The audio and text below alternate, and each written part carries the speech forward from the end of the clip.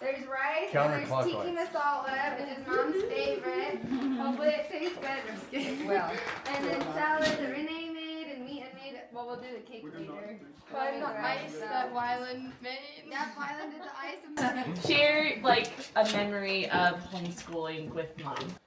Terry Mm-hmm. is the one It was fun at Terry's that house. started the homeschooling, and Yeah. Willow was homeschooled by Terry until Through Julie. 4th grade. Yeah. What's your question? What am I supposed to do like that, 80? Well, what is it? Where's 8 tens? How do you show 8 to 10s? You have to put eight I in have the to tens count place. by 10s. Well, put 8 in. Yes, sure, count by 10s. Go ahead. 10, 20, 30. You know, even stuff like how we did history for real. I mean, me and Renee are going to be going to Washington, D.C., and I'm like, wow, we went to all these places as kids that probably wouldn't have been able to go to till later on in life when we retired. So thank you for doing that. The nice thing about homeschooling is we have the opportunity to spend more time together as a family and also to learn about something and go see it.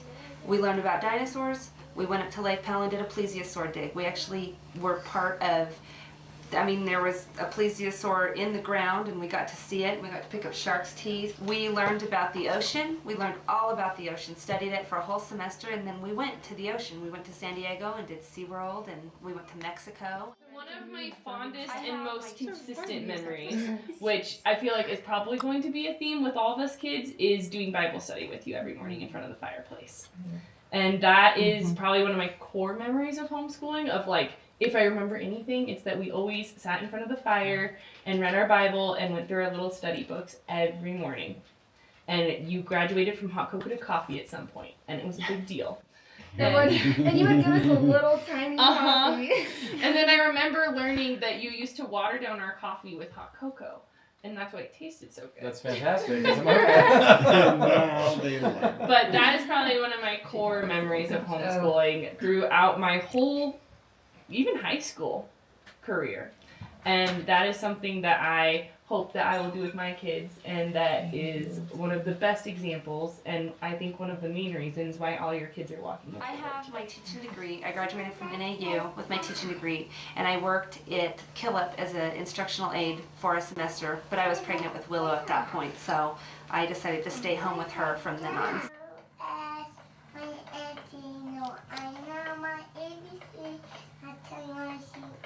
Did you have to have permission from the public school system? No, in the state of Arizona, and I have not done this or been asked to do this, you're supposed to sign off saying that you refuse your right to have your kids go to public school or whatever, but there's no accountability. I have a report card, and I grade on the same grading system as the public schools. She gets a report card. Well, the kids both, actually, Weston will get a report card this year. Oh. I think that my favorite memory, or one of them, were our interactive science classes. Specifically, I remember going outside every day to catch bugs for our bug board while we were learning about insects. And I specifically remember catching a tarantula, I think at the ranch. And somehow, I don't even know how, but we hauled it. Did we kill it? We found it on the road. Oh, we found it on the road? We definitely brought a bug back from the ranch. And I don't know what bug we brought back, but the amount of bugs that we caught. Those were just really fun, and you always made our schooling fun and interactive, and I think that I remembered a lot of it a lot better because of that. The School of Geniuses. My worst fear is that I'll miss teaching them something important that will hinder them later. But the nice thing is it's becoming very popular. There's a lot of support. There's a Homeschoolers Association, which we're a part of here. Woodland the tarantula. We caught it right past the mailbox coming up the road. So there's this tarantula. So somehow we had a Tupperware in the back of the car. We had our little bug catcher. No, it was a Tupperware bucket. So we put the bucket over the top of it, and we scooted the lid onto it, and we brought it home. We're going to put the alcohol cotton swab in it, and we pull the lid off, and the tarantula jumps out of the bucket. Okay. And it jumps onto the counter, and it skitters across the counter, jumps off the counter, because they jump. Didn't it jump into, the No, the it jumped door? in between the, trash compactor and the counter, and I just rarely lose it. And I was standing in place screaming like this, and all you guys were standing right there by the refrigerator, between the refrigerator and the stove, and you all started screaming and crying. and now I'm laughing and screaming and crying because you all are screaming and crying, and I can't stop myself. No, that's Try not now. country. At what age are they going into the public school system? Are you talking about college? Or are you talking about high school? I don't know. I don't know the answer to that. I never thought we would be a homeschool family. I never in my wildest dreams imagined me homeschooling my own kids. Okay, then what should we read that? I don't know why we're so boxed into thinking school versus family. I mean, we learn together as a family. We live together as a family. I have the same standards in school as I would in our life, you know. We don't talk back to our parents. We do what we're asked to do. I'm not afraid of what the public school will teach them, but I do know that there are things that are undesirable and that our family doesn't believe in that they'll pick up in the public school. We'll just, when they do, we'll just deal with it at home on a personal basis. You know, they'll bring home what they learn and we'll say, you know what? Our family doesn't believe that way. We don't do things that way. And this is why. Because the bottom line is our family goes back to what's in the Bible. And if it's against God's word, and if it's against what God asked us to do, then we have to adjust our behavior to that. It's not our job to adjust other people's behavior.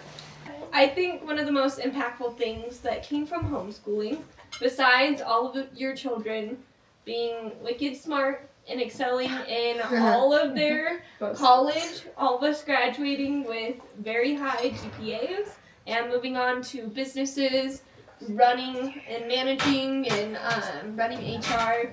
I think all of us, we can confidently say, are going to be pretty successful. And I do think that is a huge part of because you decided to take the time to make sure that we did succeed and give us all the gifts to make sure that we were able to learn. But the biggest gift for me personally that came out of it was my siblings. I think it's such a special thing. I look at all my other friends who are public schooled and they do have an amazing education. They do learn and they are smart and they will go on to be successful. But no one is as close as our family. I mean, to have 4 kids who are already graduated from high school and out of the house, and one who's just graduated, and all of us able to come back for even just a party on Friday night, but also almost every single holiday and birthday, and being able to call each other and rely on each other anyways, that's such a huge gift that most families don't even get the chance to give their children. Because you chose to keep us all in the same room, fighting or not, and one us to another and force us to teach each other's math, and to have the olders come and mentor the youngers, and have each other read, and all the things. So I can't thank you enough. As you can see, we're all extremely close, and I think it's a gift that can't even be put into words. So thank you for the relationship with my siblings, because I wouldn't have it. Okay, to my beautiful mommy who has made such an impact on who I am today. I cannot find the words to express the thank you deserve, and I'm certain I never will, so this is my attempt at trying. Thank you for being there through every fit, tear, and snarky/sarcastic comment that has often occurred throughout the past 12 years of my schooling. Thank you for sitting with me for hours trying to explain the concept of math and why I must learn it and not rely on calculators and ChatGPT to solve all my problems. For editing and helping me with the never-ending pile of scholarships I would drown in if it wasn't for you, constantly encouraging me. For bringing subjects to life such as history, letting us dress up in silly togas and dine with the delicious food you made us just as the ancient Greeks would. Which, that was my favorite part of history. Was or schooling. I loved history and dressing up and everything. Thank you for not just being my teacher, but for being my mom and friend who I can talk to and discuss challenging topics with. Some people do it for purely religious reasons. We do not do it that way. It's an opportunity that's a fantastic opportunity, works for our family.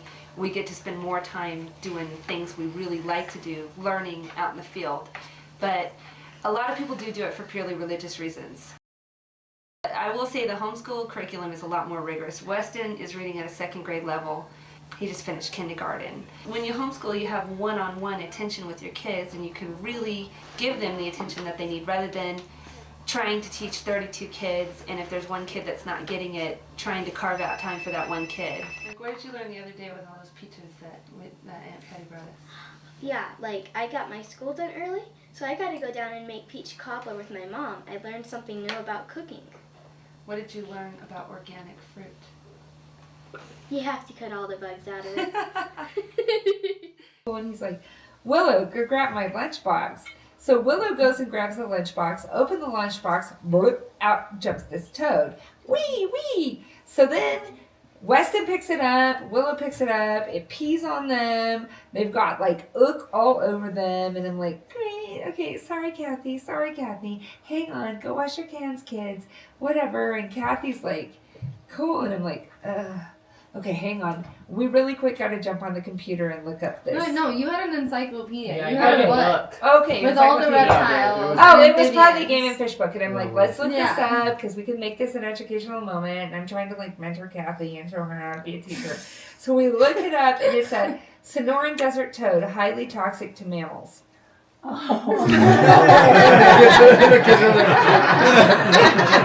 Yeah. So I'm like, go wash your hands. Whatever. So we get everything cleaned up, and I'm like, okay, that was fun. Toad. So go back up to the schoolroom, and he's like, well, real quick, Willow, go check the thing in my truck. And she comes out, and out pops a rattlesnake. So No, now, that's a different day. no, No, this it's the is same day. So Different day. now there's a dead rattlesnake. It is headless in the driveway, and everybody's like, wee, wee. And I'm looking at Kathy because now it's like 10:30. I think I have her Remember, I until made you guys 11 help or me skin something. it out. Yeah. And I'm like, this is homeschooling. Like, this is homeschooling. This is how we roll. And I'm like, Kathy, I am so sorry. And she turns around and looks at me and she's like, this is the best day ever. so then we like skin a rattlesnake and it's still pinned up on the board up there. And we do the whole thing. We look up the rattlesnake. It's a black Arizona black Black-tip. rattlesnake. And Arizona black. whatever. And so Kathy, I'm like, I'll see you next Thursday. We'll do mouse paint. I'm sorry. that was pretty much how homeschooling went all the time. Yeah. So that's my story. And that That's a doesn't good one, count then. the weeks that I would send them down just by themselves to the ranch with Dad.